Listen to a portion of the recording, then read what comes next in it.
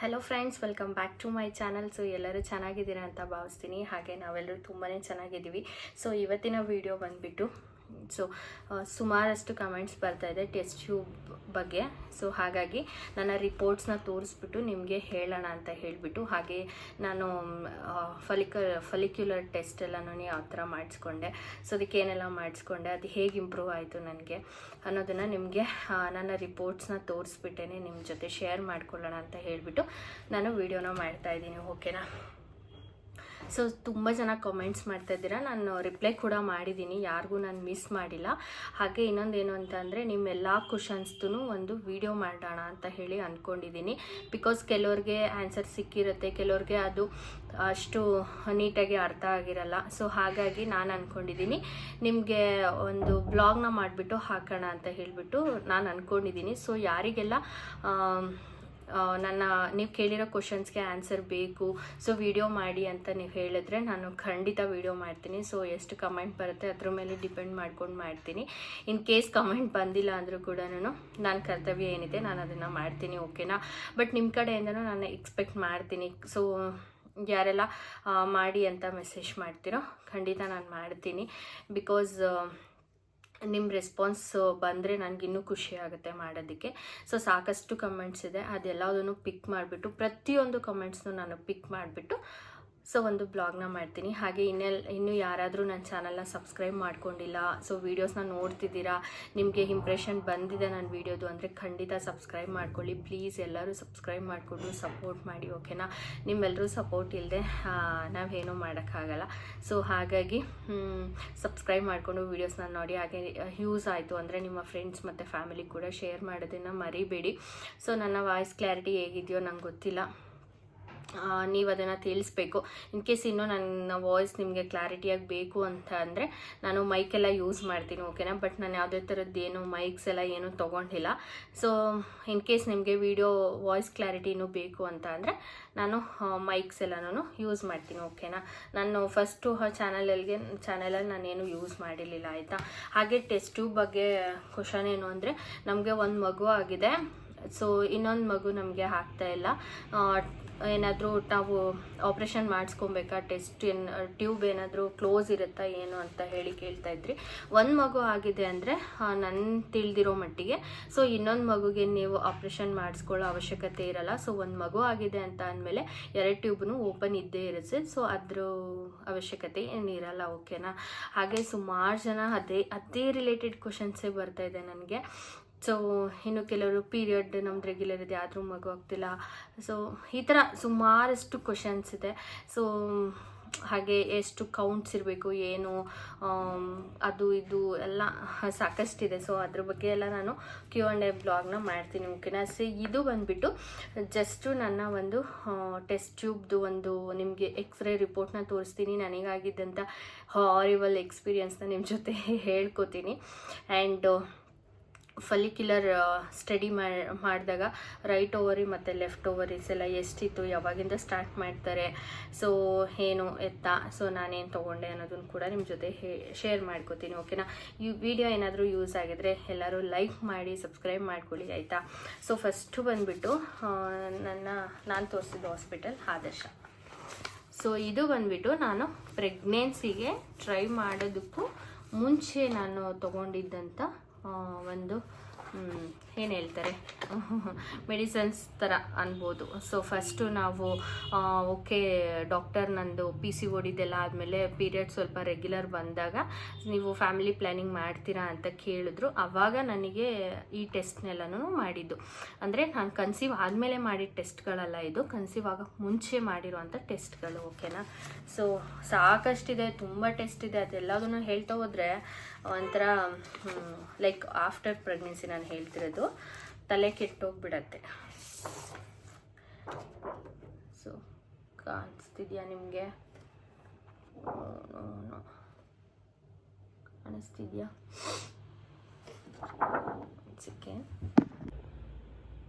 S ನೋಡಿ, ನಾನು actually ಒಂದು ಕೈಯಲ್ಲಿ ಫೋನ್ ಇಟ್ಕೊಂಡ್ಬಿಟ್ಟಿದ್ದೀನಿ, ನಿಮಗೆ ತೋರಿಸ್ತಿದ್ದೀನಿ, ಹಾಗಾಗಿ ನನಗೆ ಹೇಳೋಕ್ಕಾಗ್ತಾಯಿಲ್ಲ. ಸೊ ನಾನು ತೋರಿಸಿದ್ನಲ್ವ ನಿಮಗೆ, ನೋಡಿ ಇಲ್ಲೊಂದು ಟ್ಯೂಬ್ ಇದೆ, ಅಷ್ಟು ಕ್ಲಿಯರ್ ಇಲ್ಲ, ನಾನು ಅದಕ್ಕೆ ಆ ಕಡೆ ತೋರಿಸಿದ್ದು. ಮತ್ತು ದೆನ್ ಇಲ್ಲೊಂದು ಟ್ಯೂಬ್ ಇದೆ. ಓಕೆನಾ, ಸೆಕೆಂಡ್. ಓಕೆ, ಸೊ ನಂದು ಬಂದ್ಬಿಟ್ಟು 2 ಟ್ಯೂಬೂ ಓಪನ್ ಇದೆ. ಸೊ ಒಂದು ಟ್ಯೂಬು ಚೆನ್ನಾಗಿ ಓಪನ್ ಇದೆ, ಇನ್ನೊಂದು ಟ್ಯೂಬು ಅಷ್ಟೇ. ಇಷ್ಟಿದ್ರೆ ಸಾಕು, ನಮಗೆ ಏನು ಫುಲ್ ಓಪನ್ ಅಂತ ಹೇಳ್ತಾ ಇಲ್ಲ, ಇಷ್ಟು ಓಪನ್ ಇದ್ರೂ ಆಯಿತು. ಓಕೆನಾ, ಒಂದು ಟ್ಯೂಬ್ ಜಾಸ್ತಿ ಓಪನ್ ಇದೆ, ಜಾಸ್ತಿ ನಮಗೆ ಅದು ಹಿಂಗನ್ನ ಲೈಕ್ ಅದನ್ನು ಸ್ಪ್ರೇ ಮಾಡಿರ್ತಾರಲ್ವ, ಸೊ ಅದು ಬಂದ್ಬಿಟ್ಟು ಜಾಸ್ತಿ ಸ್ಪ್ರೆಡ್ ಆಗಿದೆ. ಒಂದು ಸೈಡ್ ಜಾಸ್ತಿ ಸ್ಪ್ರೆಡ್ ಆಗಿಲ್ಲ ಅಂತ ಹೇಳಿಬಿಟ್ಟು ನೋಡಿ, ಈ ಕಡೆ ಜಾಸ್ತಿ ಸ್ಪ್ರೆಡ್ ಆಗಿದೆ, ಈ ಕಡೆ ಅಷ್ಟೊಂದು ಸ್ಪ್ರೆಡ್ ಆಗಿಲ್ಲ. ಸಿ, ಸೊ ಹಾಗಂತ ಹೇಳಿ ವರಿ ಮಾಡ್ಕೊಳ್ಳೋಕೆ ಹೋಗಬೇಡಿ, ಇಟ್ಸ್ ನಾರ್ಮಲ್. ಓಕೆನಾ, ಸೊ ಯಾವುದೇ ಥರದ ವರೀಸ್ ಎಲ್ಲ ನೀವು ಮಾಡ್ಕೊಳ್ಳೋಕೆ ಹೋಗಬೇಡಿ. ನಿಮ್ಮ ರಿಪೋರ್ಟ್ಸ್ ಈ ಥರ ಬಂದರೆ ನಾರ್ಮಲ್ ಆಗಿರುತ್ತೆ. ನೀವು ಆರಾಮಾಗಿ ಧೈರ್ಯವಾಗಿ ಖುಷಿಯಾಗಿರ್ಬೋದು, ಆಯಿತಾ. ಸೊ ನಂದಿದು ಎಕ್ಸ್ರೇದು. ಸೊ ಎಕ್ಸ್ರೇಗೆ ಹೋಗಬೇಕಾದ್ರೆ ನನಗೇನು ಇದ್ರ ಬಗ್ಗೆ ನನಗೆ ಐಡಿಯಾನೇ ಇರಲಿಲ್ಲ. ಸೊ ಆ ಒಂದು ಟೈಮಲ್ಲಿ ನಾನು ಎಕ್ಸ್ರೇ ಮಾಡಿಸ್ಕೊಳ್ಳೋಕೆ ಹೋಗಿದ್ದು. ಓಕೆ, ಡಾಕ್ಟರ್ ಹೇಳಿದ್ರು ಓಕೆ ಟ್ಯೂಬ್ ಟೆಸ್ಟ್ ಮಾಡಿಸೋಣ. ಎಕ್ಸ್ರೇ ಅಂದರೆ ನನಗೆ ಗೊತ್ತಿಲ್ಲ ಅದು ಹೇಗಿರುತ್ತೆ ಅಂತ, ನನ್ನ ಜೀವನದಲ್ಲೇ ಎಕ್ಸ್ರೇ ನಾನು ಮಾಡಿಸ್ಕೊಂಡಿಲ್ಲ. ಇದು ಫಸ್ಟ್ ಟೈಮ್ ಆಗಿತ್ತು ನಂದು ಎಕ್ಸ್ರೇ ಬಂದುಬಿಟ್ಟು. ಸೊ ಏನೋ ಒಂಥರ ನನಗೂ ಕೂಡ ಲೈಕ್ ಭಯ ಇತ್ತು, ಯಾವ ಥರ ಇರುತ್ತೆ ಏನು ಅಂತ ಹೇಳಿ. But painful. ಓಕೆನಾ, ಸೊ ನಾವಂತೂ ಪೇಯ್ನ್ ಇಲ್ಲ ಅಂತ ಹೇಳೋಕ್ಕಾಗಲ್ಲ, ತುಂಬಾ ಪೇಯ್ನ್ಫುಲ್ ಇರುತ್ತೆ ಇದು. ಹಾಗಂತ ಹೇಳಿ ನೆಗ್ಲೆಕ್ಟು ಮಾಡೋಕ್ಕಾಗಲ್ಲ, ಯಾಕೆಂದರೆ ಬೇಬಿ ಬೇಕು ಅಂತಂದರೆ ಸೊ ನೆಗ್ಲೆಕ್ಟ್ ಮಾಡೋಕ್ಕಾಗಲ್ಲ. ಸೊ ಹಾಗಾಗಿ ಎಕ್ಸ್ರೇನ ಮಾಡಿಸ್ಕೊಂಡಿದ್ದು ನಾನು. ಸೊ ನಂದು 2 ಟ್ಯೂಬ್ ಕೂಡ ಓಪನ್ ಇತ್ತು. ಸೊ ನಿಮಗೆ ಎಕ್ಸ್ರೇ ತೋರಿಸ್ಬಿಟ್ಟೆ ನಾನು ಹೇಳೋಣ ಅಂಥೇಳಿ ಲಾಸ್ಟ್ ಬ್ಲಾಗಲ್ಲಿ ನಾನು ಹೇಳಿದ್ದೀನಿ. ಸೊ ಆದರೂ ಕ್ವಶನ್ಸ್ನ ಕೇಳ್ತಾ ಇದ್ರೆ ಏನು ಅಂತ ಹೇಳಿಬಿಟ್ಟು, ಸೊ ಹಾಗಾಗಿ ನಾನು ಎಕ್ಸ್ರೇನ ತೋರಿಸಿದ್ದೀನಿ.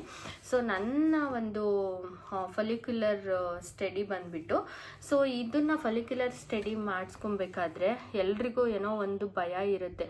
ಲೈಕ್ ನೀವು ಓಕೆ ನಮಗೇನೋ ಲೈಕ್ ಮಗುನೇ ಆಗೋದಿಲ್ಲ ಅಂತ ಹೇಳಿಬಿಟ್ಟು ನಮಗೆ ಈ ಥರ ಎಲ್ಲ ಮಾಡ್ತಾರೆ ಅಂತ ಹೇಳಿ ಅಂದ್ಕೊಳ್ಳೋಕೆ ಹೋಗ್ಬಿಡಿ. ನೋಡಿ, ನೀವು ನ್ಯಾಚುರಲಾಗೆ ಟ್ರೈ ಮಾಡ್ತಾಯಿದ್ರು ಅಥವಾ ನೀವು IVF ಮಾಡಿಸ್ಕೋತಿದ್ರು ನಿಮಗೆ ಫಾಲಿಕ್ಯುಲರ್ ಸ್ಟಡಿನ ಮಾಡ್ತಾರೆ. ಓಕೆನಾ, ಇನ್ ಕೇಸು ನೀವು ಅಂದರೆ ಎಲ್ರಿಗೂ ಮಾಡ್ತಾರೆ ಅಂತ ನಾನು ಹೇಳ್ತಾ ಇಲ್ಲ. ಸೊ ನೀವು ಯಾರಾದರೂ ನಾವು ಹಿಂಗೆ ಮದುವೆ ಆಗಿ ನಮಗೆ 2 ವರ್ಷ ಆಯಿತು, 3 ವರ್ಷ ಆಯಿತು, ಸೊ ನಾವು 1 ವರ್ಷದಿಂದ ಟ್ರೈ ಮಾಡ್ತಿದ್ದೀವಿ, ನಾವು 2 ವರ್ಷದಿಂದ ಟ್ರೈ ಮಾಡ್ತಿದ್ದೀವಿ ಡಾಕ್ಟರ್, ಆದರೂ ನಮಗೆ ಪ್ರೆಗ್ನೆನ್ಸಿ ಕನ್ಫರ್ಮ್ ಆಗ್ತಾ ಇಲ್ಲ.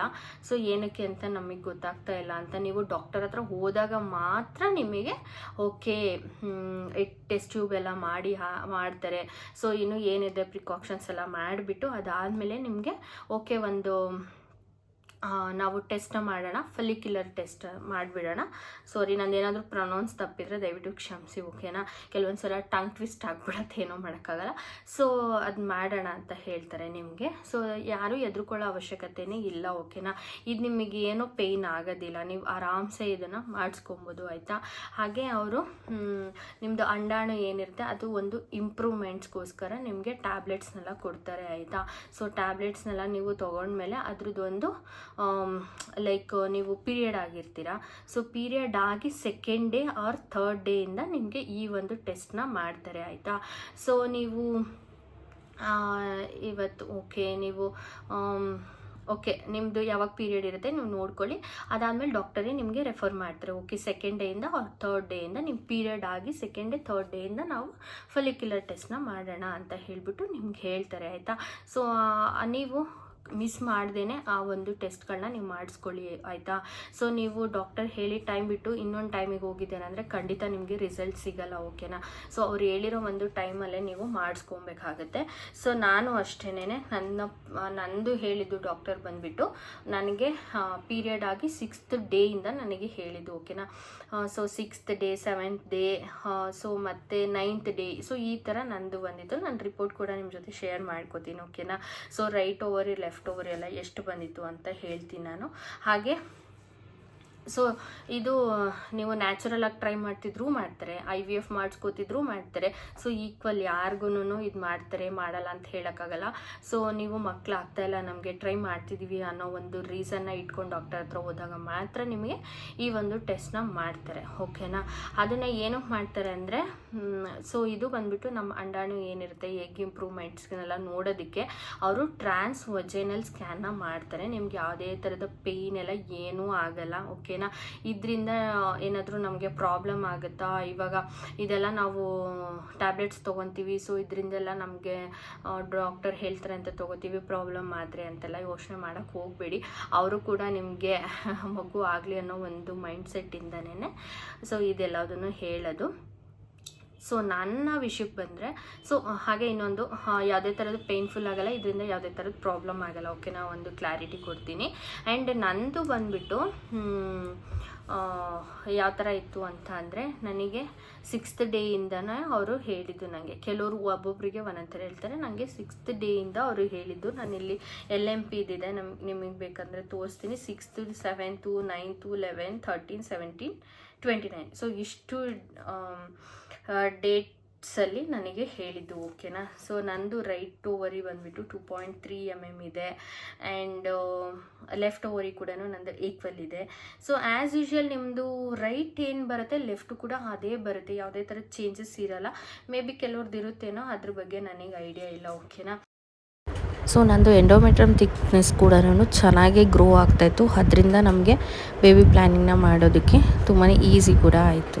ನಾನು ಕಾಂಪ್ಲಿಕೇಟೆಡ್ ವರ್ಡ್ಸ್ಗಳನ್ನ ಯೂಸ್ ಮಾಡಿಬಿಟ್ಟು ನಿಮಗೆ ಎಕ್ಸ್ಪ್ಲೈನ್ ಮಾಡಲ್ಲ, ಓಕೆನಾ. ನಾವು ಯಾವ ಥರ ಸಾಧಾರಣವಾಗಿ ಮಾತಾಡ್ತೀವಿ ಆ ಭಾಷೆಯಲ್ಲೇ ನಾನು ಹೇಳೋದಕ್ಕೆ ಟ್ರೈ ಮಾಡ್ತಾ ಇರ್ತೀನಿ. ಇದರಿಂದ ನಿಮಗೆ ಚೆನ್ನಾಗಿ ಅರ್ಥ ಆಗುತ್ತೆ ಅನ್ನೋ ಒಂದು ಮೈಂಡ್ ಸೆಟ್ಟಿಂದ, ಆಯಿತಾ.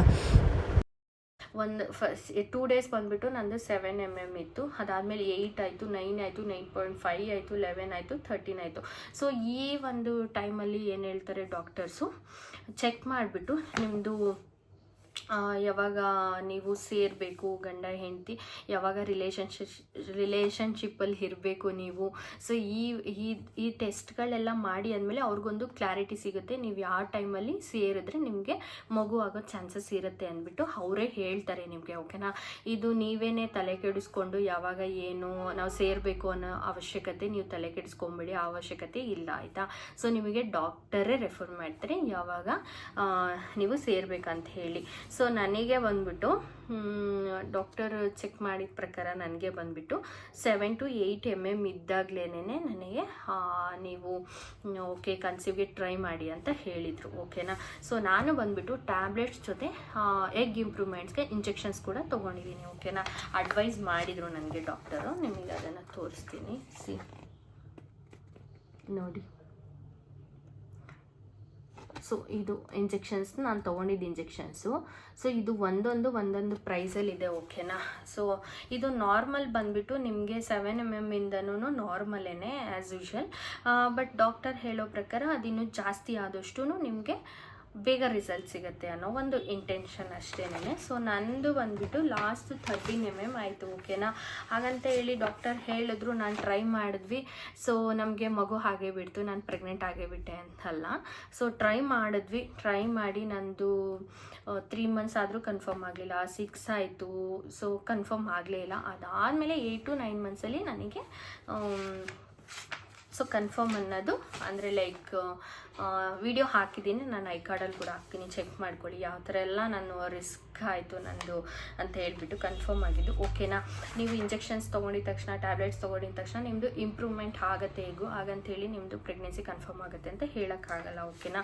ಸೊ ಫಾಲಿಕ್ಯುಲರ್ ಸ್ಟಡಿ ಬಂದುಬಿಟ್ಟು ನಿಮಗೆ ಯಾವುದೇ ಥರದ್ದು ಪೇನ್ಫುಲ್ ಇರಲ್ಲ, ಆಯಿತಾ. ನೀವು ಆರಾಮ್ಸಾಗಿ ಮಾಡಿಸ್ಕೊಬೋದು. ಆದರೆ ಎಕ್ಸ್ರೇ ಬಂದುಬಿಟ್ಟು ನಿಮ್ಮದು ಟ್ಯೂಬಿಂದು ತುಂಬ ಪೇನ್ಫುಲ್ ಇರುತ್ತೆ. ಸೊ ಅದು ಇವಾಗ ಮಿಸ್ಕ್ಯಾರೇಜ್ ಏನಾದರೂ ಆಗಿದ್ರೆ ಅವರಿಗೆ ಒಂದು ಎಕ್ಸ್ಪೀರಿಯೆನ್ಸ್ ಇರುತ್ತೆ, ಅದೇ ಥರ ಸಿಮಿಲರ್ ಪೇಯ್ನೇ ಬಂದಿರುತ್ತೆ, ಓಕೆನಾ. ಸೊ ನಾನು ರಿಪೋರ್ಟ್ಸ್ನ ತೋರಿಸಿ ನಿಮಗೆ ಹೇಳಬೇಕಿತ್ತು, ಆ ಒಂದು ರೀಸನಿಂದ ನಾನು ರಿಪೋರ್ಟ್ಸ್ನ ತೋರಿಸ್ದೆ. ಆ್ಯಂಡ್ ಇನ್ನು ಸಾಕಷ್ಟಿದೆ ಈ ರಿಪೋರ್ಟ್ಸಲ್ಲಿ, ಎಲ್ಲನೂ ಏನು ಎಕ್ಸ್ಪ್ಲೈನ್ ಮಾಡೋದು ಅಲ್ಲ. ಸೊ ಎಸ್, ಸೊ ನಿಮಗೆ ಒಂದು ಕ್ಲಾರಿಟಿ ಸಿಕ್ಕಿದೆ ಅಂತ ಅನ್ಕೋತೀನಿ, ಯಾಕೆ ನಾವು ಒಂದು ಏನು ಹೇಳ್ತಾರೆ ಫಾಲಿಕ್ಯುಲರ್ ಸ್ಟಡಿನ ಮಾಡಿಸ್ಕೊಬೇಕು ಅನ್ನೋದು. ಸೊ ನಿಮಗೆ ಇಲ್ಲ, ನಮಗೆ ನ್ಯಾಚುರಲ್ ಬೇಬಿ ಆಗ್ತದೆ, ಏನು ಅವಶ್ಯಕತೆ ಇಲ್ಲ ಅಂತ ಅನ್ನೋರು ಕೂಡ ಮಾಡಿಸ್ಕೋಬೇಕು. ಡಾಕ್ಟರ್ ನಿಮಗೆ ಅದನ್ನು ರೆಫರ್ ಮಾಡ್ತಾರೆ. ಸೊ IVFಗೆ ಹೋದರೂ ಅಷ್ಟೇ ರೆಫರ್ ಮಾಡ್ತಾರೆ ಅವರು. ಸೊ ಎಲ್ರಿಗೂ ಕಾಮನ್ ಆಗಿ ರೆಫರ್ ಮಾಡ್ತಾರೆ, ಮಗು ಆಗ್ತಾಯಿಲ್ಲ ಅಂದರೆ ಪ್ರತಿಯೊಬ್ಬ ಡಾಕ್ಟರ್ಸ್ ಕೂಡ ಇದನ್ನು ಹೇಳ್ತಾರೆ, ಓಕೆನಾ. ಸೊ ರೈಟ್ ಕಿಡ್ನಿ ಮತ್ತು ನಮಗೆ ಲೆಫ್ಟ್ ಕಿಡ್ನಿ ಇದೆಲ್ಲದನ್ನೂ ನಮಗೆ ಆಮೇಲೆ ಇನ್ನೊಂದು ನಾನು ಹೇಳೋದು ಮತ್ತೆ, ನಿಮ್ಮದು ಗರ್ಭಾಶಯ ಏನಿರುತ್ತೆ ಸೊ ಅದ್ರ ಒಳಗಡೆ ಒಂದು ಲೇಯರ್ ಏನು ಬರುತ್ತೆ ಅದು ತಿಕ್ಕಾಗಿರಬೇಕು, ಓಕೆನಾ. ಅದು ಒಂಚೂರು ತಿನ್ನಾಗಿದ್ರೂ ನಿಮಗೆ ಲೈಕ್ ಅಬಾರ್ಟ್ ಆಗೋ ಚಾನ್ಸಸ್ ಇರುತ್ತೆ ಅಂತ ಹೇಳ್ತಾರೆ, ಓಕೆನಾ. ನಂದು ತಿಕ್ಕಡ್ ಎಂಡೋಮೆಟ್ರಿಯಂ ಬಂದಿದೆ ನೋಡಿ.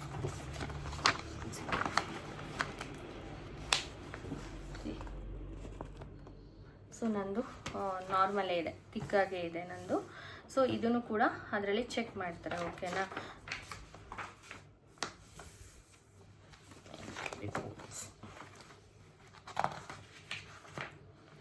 So LH FSH. ಸೊ ಇದು ಎಲ್ಲವುದು ನಾರ್ಮಲ್ ಆ್ಯಸ್ ಯೂಶಲ್, ಇದ್ರ ಬಗ್ಗೆ ನಾವು ಹೇಳೋ ಅವಶ್ಯಕತೆ ಇರಲ್ಲ.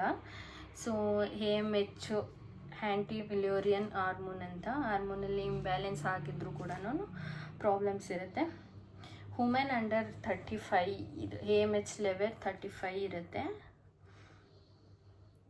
So very low.